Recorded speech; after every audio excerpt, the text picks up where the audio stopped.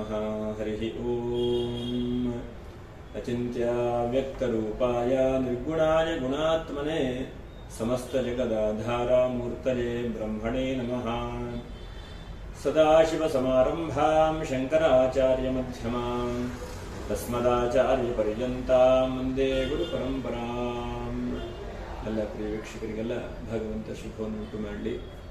ಇವತ್ತಿನ ದಿವಸ ಕುಲದೇವತಾ ಆರಾಧನೆ ಮತ್ತೆ ಇಷ್ಟದೇವತಾ ಆರಾಧನೆ ಏನು ಎಂಬಂತಹ ವಿಷಯಗಳನ್ನು ತಿಳ್ಕೊಳ್ಳೋಣ. ನಮ್ಮಲ್ಲಿ ಎಲ್ಲರೂ ಕೂಡ ಹೇಳ್ತಾ ಇರ್ತಾರೆ, ನೀನು ಕುಲದೇವರಿಗೆ ಪ್ರಾರ್ಥನೆ ಮಾಡು ಅಥವಾ ಕುಲದೇವರನ್ನ ಅನುಗ್ರಹ ಪಡ್ಕೋ ಅಂತ ಹೇಳಿ ಹೇಳ್ತಾ ಇರ್ತಾರೆ. ಏನಪ್ಪ ವಿಶೇಷ ಅಂತ ಹೇಳಿ ನೋಡೋಣ. ನಾವೆಲ್ಲ ಯಾವುದೋ ಒಂದು ಜನಾಂಗದಲ್ಲಿ ಅಥವಾ ಎಲ್ಲೋ ಒಂದು ಕಡೆ ಹುಟ್ಟಿ ಬೆಳೆದು ಎಲ್ಲೋ ಒಂದು ಕಡೆಗೆ ಜೀವನವನ್ನು ಮಾಡ್ತಾ ಇರ್ತೇವೆ ಅಲ್ವಾ? ಹಾಗಿದ್ದಾಗ ಕೆಲವು ಜನರಿಗೆ ಗೊತ್ತಿರುತ್ತೆ, ಕೆಲವು ಜನರಿಗೆ ಗೊತ್ತಿರುವುದಿಲ್ಲ. ಆದರೆ ಶಾಸ್ತ್ರ ಏನು ಹೇಳ್ತದೆ ಅಂತಂದ್ರೆ ನೋಡಿ, ಇಷ್ಟ ದೇವತಾಭ್ಯೋ ನಮಃ, ಕುಲದೇವತಾಭ್ಯೋ ನಮಃ, ಗ್ರಾಮಾಧಿದೇವತಾಭ್ಯೋ ನಮಃ, ಸರ್ವೇಭ್ಯೋ ದೇವೇಭ್ಯೋ ನಮಃ, ಸರ್ವಾಭ್ಯೋ ದೇವತಾಭ್ಯೋ ನಮಃ ಹೀಗೆಲ್ಲ ಹೇಳುತ್ತೆ. ಇದಂತರ ಎಷ್ಟೋ ಸಲ ನಾವು ಕೆಲಸ ಕಾರ್ಯಗಳನ್ನು ಮಾಡ್ತಾ ಇರ್ತೇವೆ, ಆ ಕೆಲಸ ಕಾರ್ಯ ಸರಿಯಾಗಿ ನಮಗೆ ಕೈ ಹತ್ತುವುದಿಲ್ಲ. ಅಥವಾ ನಾವು ಒಂದು ಉದ್ಯೋಗಕ್ಕೋಸ್ಕರವಾಗಿ ಪುನಃ ಪುನಃ ಪ್ರಯತ್ನ ಮಾಡ್ತಾ ಇರ್ತೇವೆ, ಆ ಉದ್ಯೋಗ ಸಫಲವಾಗುವುದಿಲ್ಲ. ಅಥವಾ ವಿವಾಹಕ್ಕೆ ಬಹಳ ಪ್ರಯತ್ನ ಮಾಡ್ತಾ ಇರ್ತೇವೆ, ಆ ವಿವಾಹ ಸಫಲವಾಗುವುದಿಲ್ಲ. ಹೀಗೆ ಪುನಃ ಪುನಃ ನಮಗೆ ವಿಘ್ನಗಳು, ತೊಂದರೆಗಳು ಬರ್ತಾ ಇರುತ್ತೆ. ಅದಕ್ಕೆ ಬಹಳ ಮುಖ್ಯವಾದಂಥ ಕಾರಣ ಏನಪ್ಪಾ ಅಂತಂದ್ರೆ, ನಾವು ಕುಲದೇವರನ್ನು ಮರೆತಿರುವಂತಹದ್ದು, ಅಥವಾ ಕುಲದೇವರಿಗೆ ಪೂಜೆ ಮಾಡದೇ ಇರುವಂತಹದ್ದು, ಅಥವಾ ಕುಲದೇವರೇ ಯಾವುದೂ ಹೇಳಿ ನಮಗೆ ಗೊತ್ತಿಲ್ಲದೇ ಇರುವಂತಹದ್ದು. ಹೀಗಿದ್ದಾಗ ಅನೇಕ ಸಮಸ್ಯೆಗಳು ಬರ್ತವೆ, ಒಂದೆರಡ ಸಮಸ್ಯೆಗಳು ನಾವು ನೋಡ್ತಾ ಹೋದ್ರೆ ಒಂದ ಎರಡ ಸಮಸ್ಯೆಗಳನ್ನ. ಯಾಕಂದ್ರೆ ಆಧ್ಯಾತ್ಮಿಕ, ಆದಿ ಭೌತಿಕ, ಹಾಗೆ ಆದಿ ದೈವಿಕ ಮೂರು ತಾಪತ್ರಯಗಳು ಅಂತ ಕರೀತಾರೆ. ತಾಪತ್ರಯಗಳು, ತಾಪ ಅಂದ್ರೆ ಸುಡುವುದು ಅಂತ ಅರ್ಥ. ತಾಪತ್ರಯಗಳು ಕೂಡ ಮನುಷ್ಯನ ಮೇಲೆ ಪುನಃ ಪುನಃ ಬರ್ತಾ ಇರುತ್ತದೆ. ಆಧ್ಯಾತ್ಮಿಕ ಒಳಗಡೆಗೆ ಒಂದಷ್ಟು ವ್ಯಾಧಿಗಳು, ರೋಗಗಳು, ತೊಂದರೆಗಳು. ಆದಿ ದೈವಿಕ, ಯಾಕೋ ದೈವಿ ಬಲವೇ ಇಲ್ಲ ನಮಗೆ ಅಂತ ಹೇಳಿ.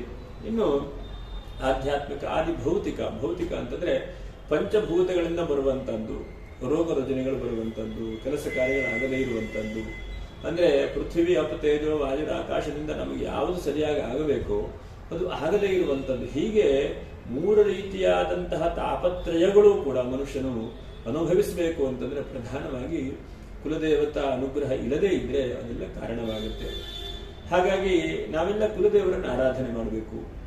ಎಷ್ಟೋ ಜನ ಯೋಚನೆ ಮಾಡ್ತಾ ಇರ್ತಾರೆ, ನಮಗೆ ಕುಲದೇವರೇ ಗೊತ್ತಿಲ್ಲ, ಏನ್ ಮಾಡೋದಪ್ಪ, ಅಥವಾ ಗೊತ್ತಿದ್ರು ಕೂಡ ನಮಗೆ ಹೋಗ್ಲಿಕ್ಕೆ ಆಗ್ತಾ ಇಲ್ಲ, ಏನ್ ಮಾಡೋದಪ್ಪ, ಹೀಗೆಲ್ಲ ಬೇರೆ ಬೇರೆ ಬೇರೆ ಬೇರೆ ರೀತಿಯಾಗಿ ಹೇಳ್ತಾ ಇರ್ತಾರೆ. ಆದ್ರೆ ನನ್ನ ವೈಯಕ್ತಿಕವಾದ ಅಭಿಪ್ರಾಯ ಏನಪ್ಪಾ ಅಂತಂದ್ರೆ, ಫಸ್ಟು ಕುಲದೇವರ ಯಾವುದು ಅಂತೇಳಿ ಫಸ್ಟ್ ಹುಡ್ಕೊಳ್ಬೇಕು. ಯಾಕಂದ್ರೆ ಕುಲದೇವರೇ ಯಾವುದು ನಮ್ಗೆ ಗೊತ್ತಿಲ್ಲ ಅಂತ ಅಂದ್ರೆ ನಾವು ಯಾವ ದೇವರಿಗೆ ಆರಂಭದಲ್ಲಿ ಪ್ರಾರ್ಥನೆ ಮಾಡಬೇಕಾಗುತ್ತೆ ಅಲ್ವಾ? ಯಾಕಂದ್ರೆ ನಮ್ಮ ಹಿಂದೆ ರಕ್ತ ಸಂಬಂಧವಾದಂತ ರೀತಿಯಲ್ಲಿ ಶರೀರ ಬಂದಿರತ್ತೆ, ಅದೇ ತರಹ ಅನೇಕ ಆಸ್ತಿಪಾಸ್ತಿಗಳು ಕೂಡ ಬಂದಿರುತ್ತೆ. ಆದ್ರೆ ದೇವರು ಯಾವುದು ಅಂತೇಳಿ ಗೊತ್ತಿರುವುದಿಲ್ಲ ಅಲ್ವಾ? ಹಾಗಾಗಿ ಬಹಳ ಮುಖ್ಯವಾಗಿ ನಾವು ಹುಡುಕೊಳ್ಳುವಂತಹ ಪ್ರಯತ್ನ ಮಾಡಬೇಕು.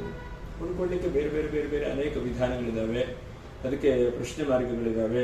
ಅಥವಾ ನಮ್ಮ ತಿಳಿದಿರುವಂತಹ ಹಿರಿಯರ ಹತ್ರ ಹೋಗಿ ಕೇಳಬೇಕು, ಅಥವಾ ನಮ್ಮ ಮೂಲ ವಂಶ ಎಲ್ಲಿದೆ ಅಂತ ಹೇಳಿ ಅವ್ರ ಹತ್ರ ಹೋಗಿ ಎಲ್ಲ ನಾವು ಡಿಸ್ಕಷನ್ ಮಾಡಬೇಕು. ಬೇರೆದಕ್ಕೆಲ್ಲ ನಾವು ಟೈಮನ್ನು ಕೊಡ್ತೇವೆ, ಆದರೆ ದೇವತಾ ಸಂಬಂಧವಾದಂಥ ಉಪಾಸನೆಗೆ ಅಥವಾ ದೇವರ ಅನುಗ್ರಹ ಪಡೀಲಿಕ್ಕೆ ಒಂದಷ್ಟು ನಮ್ಮ ಸಮಯವನ್ನು ನಾವು ಕೊಡಬೇಕು. ಅವಾಗ ಮಾತ್ರ ನಮಗೆ ಅನುಕೂಲ ಆಗುತ್ತೆ. ಹಾಗಾಗಿ ಹುಡುಕುವಂತ ಅನೇಕ ದಾರಿಗಳಿದಾವೆ. ಆದರೆ ಕುಲದೇವರಿಗೆ ವರ್ಷಕ್ಕೊಮ್ಮೆ ಆದ್ರೂ ಕೂಡ, ನೀವೆಲ್ಲೋ ಒಂದ್ ಕಡೆ ಡೆಲ್ಲಿಯಲ್ಲಿ, ಬಾಂಬೆಯಲ್ಲಿ, ಕಲ್ಕತ್ತಾದಲ್ಲಿ ಇದ್ದೀರಿ, ನಿಮ್ಮ ಮನೆ ದೇವರೆಲ್ಲೋ ಒಂದ್ ಕಡೆ ಶಿವಮೊಗ್ಗದಲ್ಲಿ ಬರುತ್ತೋ ಅಥವಾ ಮಂಗಳೂರಲ್ಲಿ ಬರುತ್ತೋ ಅಥವಾ ದೂರದಲ್ಲಿ ಬರುತ್ತೋ, ವರ್ಷಕ್ಕೊಮ್ಮೆ ಆದ್ರೂ ಕೂಡ ಹೋಗಿ ನಿಮ್ಮ ಕೈಲಾದಂತಹ ಪೂಜೆ ಪುನಸ್ಕಾರಗಳನ್ನು ಮಾಡಿ ನಮಸ್ಕಾರ ಮಾಡಬೇಕು. ಇದು ಬಹಳ ಮುಖ್ಯವಾದಂತಹದ್ದು. ಅಥವಾ ಹೊರದೇಶದಲ್ಲಿ ಇರ್ತೀರಿ, ಅಥವಾ ಹೊರಗಡೆಗೆ ನಿಮ್ಮ ಹತ್ರ ಬರ್ಲಿಕ್ಕೆ ಸಾಧ್ಯವಾಗುವುದಿಲ್ಲ, ಇಂಥ ಸಮಯದಲ್ಲಿ ಏನ್ ಮಾಡಬೇಕು, ಒಂದು ದೇವರ ಪ್ರೀತ್ಯರ್ಥವಾಗಿ ಏನಾದ್ರೂ ಹರಕೆ ತರ ಮಾಡಿದ್ರು ಕೂಡ ಆಗ್ತದೆ. ದೇವರ ಪ್ರೀತ್ಯರ್ಥವಾಗಿ ಒಂದೇನಾದ್ರೂ ವರ್ಷಕ್ಕೊಮ್ಮೆ ಆದ್ರೂ ಕೂಡ ನೀವು ಯಾವ ಜಾಗದಲ್ಲಿ ಇರ್ತೀರೋ, ಉದಾಹರಣೆಗೆ ನಾನು ಅಮೆರಿಕದಲ್ಲಿದ್ದೇನೆ ಅಥವಾ ಬೇರೆ ದೇಶದಲ್ಲಿದ್ದೇನೆ, ಏನ್ ಮಾಡೋದಪ್ಪ ಅಂತಂದ್ರೆ ವರ್ಷಕ್ಕೊಮ್ಮೆಯಾದ್ರೂ ಕೂಡ ಕುಲದೇವರ ಒಂದು ದಿವಸ, ವಾರ್ಷಿಕೋತ್ಸವ ಅಥವಾ ಏನಾದ್ರೂ ಹಬ್ಬ ಹರಿದಿನಗಳಲ್ಲಿ ಆ ದೇವರನ್ನು ಭಕ್ತಿಯಿಂದ ಸ್ಮರಣೆ ಮಾಡಿ ಅಲ್ಲೇ ಒಂದು ಹಣ್ಣು ಕಾಯಿ ಮಾಡುವಂಥದ್ದು ಅಥವಾ ಅಲ್ಲೇ ಭಕ್ತಿಯಿಂದ ಪ್ರಾರ್ಥನೆ ಮಾಡಿಕೊಳ್ಳುವಂಥದ್ದನ್ನು ಮಾಡಬೇಕು. ಬಹಳ ಮುಖ್ಯವಾದಂಥದ್ದು ನೋಡಿ. ಇಲ್ಲ ಅಂತಾದ್ರೆ ಕುಲದೇವತಾ ಶಾಪಗಳು ಕೂಡ ಪ್ರಾಪ್ತಿಯಾಗ್ತದೆ. ಯಾವ ದೇವರು ಅನುಗ್ರಹ ಮಾಡತ್ತೋ ಅಂತಹ ದೇವತೆಗಳ ಶಾಪವನ್ನು ಕೂಡ ಕೊಡ್ತಾರೆ ಹೇಳುವಂಥದ್ದು. ಯಾಕಂದ್ರೆ ಪ್ರಶ್ನೆ ಮಾರ್ಗವನ್ನು ನಾವು ಗಮನಿಸಿದಾಗ ಕುಲದೇವತಾ ಕ್ರೋಧ, ಕುಲದೇವತಾ ಶಾಪ ಅಥವಾ ಕುಲದೇವರನ್ನು ಬಿಟ್ಟಿರುವಂತಹದ್ದು ಹೀಗೆಲ್ಲ ಕಾಣಿಸ್ತದೆ. ಅರ್ಥ ಏನಂತಂದ್ರೆ ನಮ್ಮ ಆನುವಂಶಿಕವಾಗಿ ಏನೇನು ಮಾಡಬೇಕೋ ಅದೆಲ್ಲ ಬಿಟ್ಟು ಹೋಗಿರುತ್ತೆ. ಹಾಗಾಗಿ ಅನೇಕ ಕಷ್ಟ, ಅನೇಕ ಸಮಸ್ಯೆಗಳೆಲ್ಲ ನಾನು ಅನುಭವಿಸ್ತಾ ಇರ್ತೇವೆ. ಹಾಗಾಗಿ ಕುಲದೇವರನ್ನು ಆದಷ್ಟು ಎಷ್ಟು ಸಾಧ್ಯವಾಗುತ್ತೋ ಅಷ್ಟು ಮಾಡುವಂತಹ ಪ್ರಯತ್ನವನ್ನು ಮಾಡಬೇಕು. ಇನ್ನು ಇಷ್ಟ ದೇವರು ನೋಡಿ, ಇಷ್ಟ ದೇವರು ಅಂದ್ರೆ ಯಾವುದು? ಒಬ್ಬರಿಗೆ ರಂಗನಾಥ ಸ್ವಾಮಿ ಮೇಲೆ ಬಹಳ ಪ್ರೀತಿ ವಿಶ್ವಾಸ ಇದೆ, ಇನ್ನೊಬ್ಬರಿಗೆ ಗಣಪತಿ ಮೇಲೆ ಬಹಳ ಪ್ರೀತಿ ವಿಶ್ವಾಸ ಇದೆ, ಇನ್ನೊಬ್ಬರಿಗೆ ಚೌಡೇಶ್ವರಿ ಮೇಲಿದೆ, ಇನ್ನೊಬ್ಬರಿಗೆ ಸುಬ್ರಹ್ಮಣ್ಯ ದೇವರಿಗಿದೆ. ಅಂದ್ರೆ ಅವರವರಿಗೆ ಯಾವ ದೇವರನ್ನ ಪೂಜೆ ಮಾಡಲಿಕ್ಕೆ ಇಷ್ಟವಾಗುತ್ತೋ ಅದಕ್ಕೆ ಇಷ್ಟ ದೇವರು ಅಂತ ಹೇಳಿ ಕರೀತಾರೆ. ಅದು ಇದೇ ಆಗಬೇಕು ಹೇಳುವಂತಹದ್ದು ಯಾವುದೂ ಇಲ್ಲ, ಅದಕ್ಕೆ ಇಷ್ಟ ದೇವರು ಅಂತ ಹೇಳಿ ಕರೀತಾರೆ. ಅದರ ಜೊತೆಗೆ ನಮ್ಮ ಶಾಸ್ತ್ರದ ಪ್ರಕಾರವಾಗಿ ವಿಶೇಷವಾಗಿ ಲಗ್ನಾಧಿಪತಿ, ಪಂಚಮಾಧಿಪತಿ ಮತ್ತೆ ಭಾಗ್ಯಾಧಿಪತಿಯನ್ನು ಉಪಾಸನೆ ಮಾಡಬೇಕು ಎಂಬುದಾಗಿ ಕರೀತಾರೆ. ಅದಕ್ಕೂ ಇಷ್ಟ ದೇವರು ಅಂತ. ಹಾಗಾಗಿ ಜಾತಕ ನೋಡಿದ್ರೆ ಲಗ್ನದಿಂದ 9ನೇ ಭಾವ, 5ನೇ ಭಾವದ ಗ್ರಹಗಳನ್ನ ನಾವು ಉಪಾಸನೆ ಮಾಡ್ತಾ ಬರಬೇಕು ಎಂಬುದಾಗಿ ಹೇಳ್ತಾರೆ. ಅದಕ್ಕೆ ಇಷ್ಟ ದೇವರು ಅಥವಾ ಉಪಾಸನಾ ದೇವರು ಎರಡನ್ನೂ ಕೂಡ ಹೇಳ್ತೇವೆ. ಉಪಾಸನಾ ದೇವರು ಅಂದ್ರೆ ಯಾವ್ದಾದ್ರು ಒಂದು ದೇವರನ್ನ ಪುನಃ ಪುನಃ ಪೂಜೆ ಮಾಡುವಂತದ್ದು, ಮತ್ತೆ ನಮ್ಮ ಇಷ್ಟಾರ್ಥ ಸಿದ್ಧಿಗೋಸ್ಕರವಾಗಿ ಮಾಡುವಂತದ್ದು. ಅದು ಇಂಡಿವಿಜುವಲ್ ಆಗಿ ನೀವೊಂದು ಮಾಡಬಹುದು, ಹೆಂಡತಿ ಒಂದು ಮಾಡಬಹುದು, ಮಕ್ಕಳು ಒಂದು ಮಾಡಬಹುದು, ಹೀಗೆ ಬೇರೆ ಬೇರೆಯವರು ಬೇರೆ ಬೇರೆ ತರದಲ್ಲಿ ಮಾಡಬಹುದು.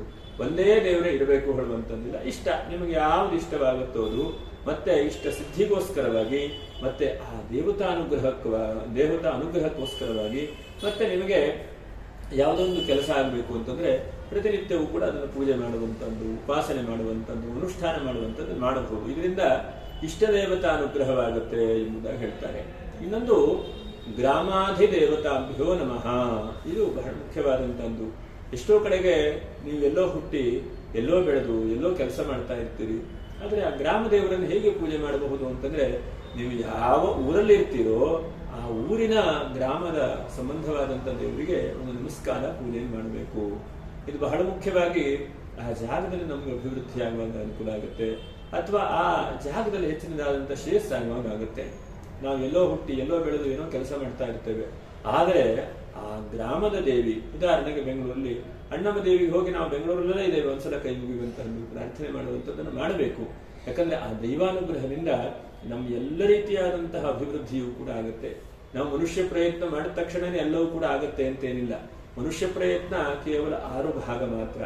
ಸಪ್ತಮಂ ದೈವಚಿಂತನಂ ಎಂಬುದಾಗಿ ಕರೆದಿದ್ದಾರೆ. ಹಾಗಾಗಿ 7ನೇ ಭಾವ ಅಥವಾ 7ನೇ ನಮಗೆ ಫಲಗಳು ಸಿಗಬೇಕೋ, ದೈವಾನುಗ್ರಹ ಆಗಬೇಕೋ, ಅದಕ್ಕೆ ನಾವು 6 ಪ್ರಯತ್ನಗಳನ್ನು ಮಾಡಿ 7ನೇದಾಗಿ ದೇವರಿದ್ದಲ್ಲಿ ಹೋಗ್ಬೇಕು. ನಾವು ಅದು ನಾವು ಮಾಡದೇ ಇದ್ದಾಗ ಏನು ಫಲ ಸಿಗುವುದಿಲ್ಲ. ಹಾಗಾಗಿ ಈ ಒಂದು ಗ್ರಾಮಾಧಿದೇವತೆಗಳನ್ನ ಆರಾಧನೆ, ಉಪಾಸನೆ ಮಾಡಿದ್ರೆ ಆಟೋಮೆಟಿಕ್ ಆಗಿ ನಿಮ್ಮ ಕೆಲಸ ಕಾರ್ಯಗಳ ಅಭಿವೃದ್ಧಿ ಆಗುವಂತದ್ದು, ಅಥವಾ ಯಾವುದೋ ಒಂದು ಉದ್ಯೋಗ ಮಾಡ್ತಾ ಇರ್ತೀರಿ, ಆ ಉದ್ಯೋಗದಲ್ಲಿ ಶ್ರೇಯಸ್ಸಾಗುವಂತದ್ದು, ಅಥವಾ ಕೆಲಸ ನೀವು ಕಳ್ಕೊಂಡ್ಬಿಡ್ತೀರಿ, ಆ ಕೆಲಸದಲ್ಲಿ ನಿಮ್ಗೆ ಆಗ್ತಾನೆ ಇಲ್ಲ. ಎಲ್ಲೋ ಒಂದು ಕಡೆಗೆ ಒಂದು ಫ್ಯಾಕ್ಟ್ರಿ ಮಾಡಿರ್ತೀರಿ, ಆ ಫ್ಯಾಕ್ಟ್ರಿ ಪುನಃ ಲಾಸ್ ಆಗ್ತಾ ಇದೆ, ನಷ್ಟ ಆಗ್ತಾ ಇದೆ. ಅವಾಗ ಆ ಸುತ್ತಮುತ್ತಲಿನಲ್ಲಿ ಹೋಗಿ ಆ ಗ್ರಾಮ ದೇವರು ಯಾವ್ದಪ್ಪ ಅಂತ ಹೇಳಿ ಕೇಳಿ ಪೂಜೆ ಮಾಡುವ ಮಾತ್ರದಿಂದ ಒಂದು ಹಂತಕ್ಕೆ ನಿಮಗೆ ಅನುಕೂಲತೆಗಳಾಗ್ತಾ ಬರುತ್ತೆ.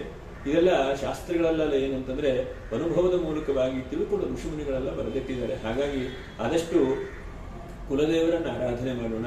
ಕುಲದೇವರನ್ನ ನಮಗೆ ಗೊತ್ತಿಲ್ಲ ಅಂತ ಆದ್ರೆ ತಿಳ್ಕೊಳ್ಳುವಂತಹ ಪ್ರಯತ್ನವನ್ನು ಮಾಡೋಣ. ಯಾಕಂದ್ರೆ ಬೇರೆ ಎಲ್ಲ ನಮಗೆ ಗೊತ್ತಿರುತ್ತೆ. ಯಾಕೆಂತಂದ್ರೆ ನಮಗೆ ಬೇರೆ ಎಲ್ಲ ಗೊತ್ತಿರುತ್ತೆ, ಆದ್ರೆ ಕುಲದೇವರು ಯಾವುದು ಹೇಳುವಂಥದ್ದು ಗೊತ್ತಿರುವುದಿಲ್ಲ. ಹಾಗಾಗಿ ಅಂತಹ ಕುಲದೇವತೆಗಳನ್ನು ತಿಳ್ಕೊಳ್ಳೋಣ, ಆ ಕುಲದೇವತಾ ಸ್ಮರಣೆಯನ್ನು ಮಾಡೋಣ. ತನ್ಮೂಲಕವಾಗಿ ನಮ್ಮೆಲ್ಲರ ಕಷ್ಟಗಳನ್ನು ನಾವೆಲ್ಲ ಪರಿಹಾರ ಮಾಡಿಕೊಳ್ಳೋಣ. ಯಾರೂ ಕೂಡ ಮರಿಬೇಡಿ, ಆ ದೇವತಾರಾಧನೆಯನ್ನ ಮಾಡ್ತಾ ಬನ್ನಿ. ಕುಲದೇವತಾ ಅನುಗ್ರಹದಿಂದ ಎಲ್ಲರಿಗೂ ಕೂಡ ಮಂಗಲವಾಗಲಿ. ಹಾಗೆ ಯಾರು ಈ ದೇವತಾ ದರ್ಶನ ಹೇಳುವಂತ ಯೂಟ್ಯೂಬ್ ಚಾನೆಲ್ ಸಬ್ಸ್ಕ್ರೈಬ್ ಮಾಡಿಲ್ಲೋ ಅಂತವರು ಸಬ್ಸ್ಕ್ರೈಬ್ ಮಾಡಿ, ಒಂದು ಲೈಕನ್ನು ಮಾಡಿ ಅಂತ ಹೇಳ್ತಾ ಮುಂದಿನ ವಿಡಿಯೋದಲ್ಲಿ ಭೇಟಿ ಮಾಡೋಣ. ನಮಸ್ಕಾರ. ಲೋಕ ಸಮಸ್ತ ಸುಖಿನೋ ಭವಂತು. ನಮಸ್ಕಾರ.